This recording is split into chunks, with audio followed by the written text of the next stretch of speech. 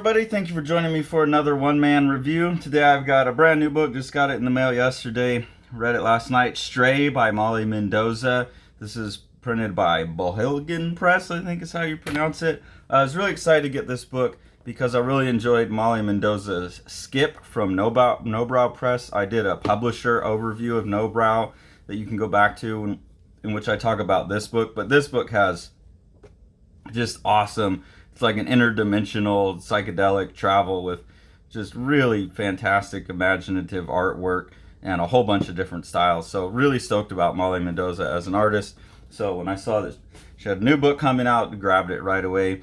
I didn't enjoy this book as much. I enjoyed the art a lot, but the story was a little hard for me to follow in this one. It's pretty much just a breakup story, but there's some things going on that I think are pretty intentional, but they made it hard for me to follow. I had to go back and really like track my reading to see what was going on. So you have the main character, Jack, who's the character who's going through the breakup.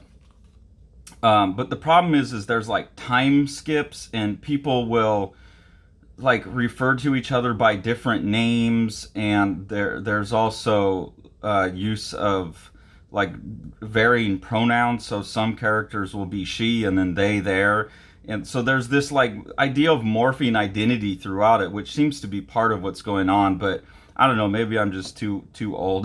Like I'm not up on the pronoun game or whatever, but it got kind of hard for me to follow. So I had to go back and read it a second time, and then I think I tracked the characters a little better. But I love the art. There's some really cool formal stuff like this right here, where this whatever this is representing in this illustration forms a tangential circle down into the light behind this character's head here.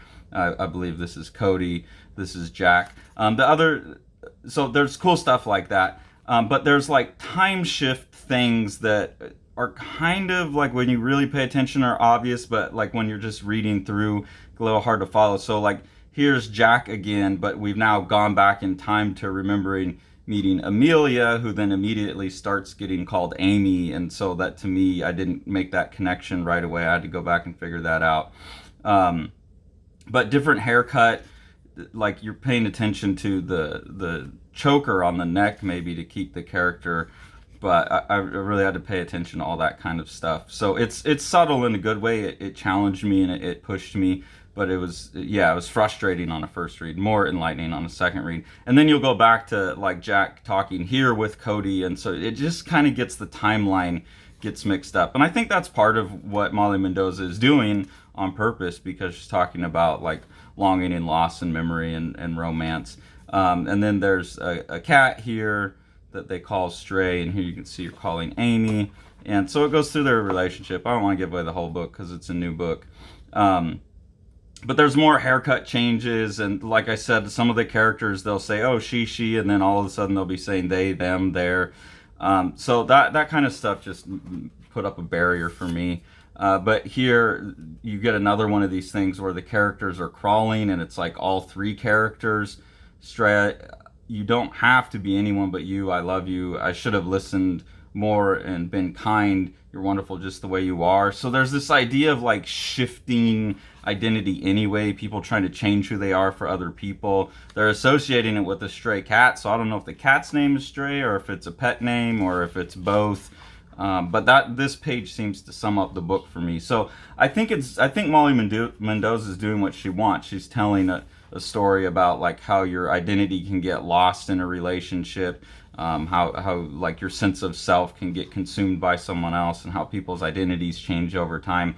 So I think the book does what it's trying to do, and it's very effective. And as you can see, the art's amazing.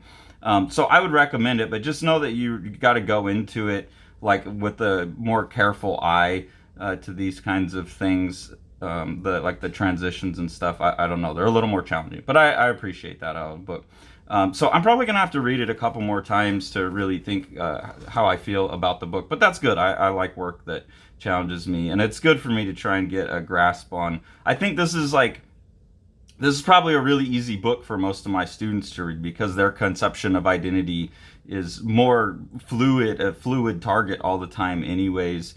I heard someone called this generation, before we started calling them Generation Y or whatever they're calling them, Generation Z, They called them the becomers, and they were saying that because they don't have like a sense of who they are. It's just a process of creating yourself as you go, constantly evolving your identity, always constantly becoming.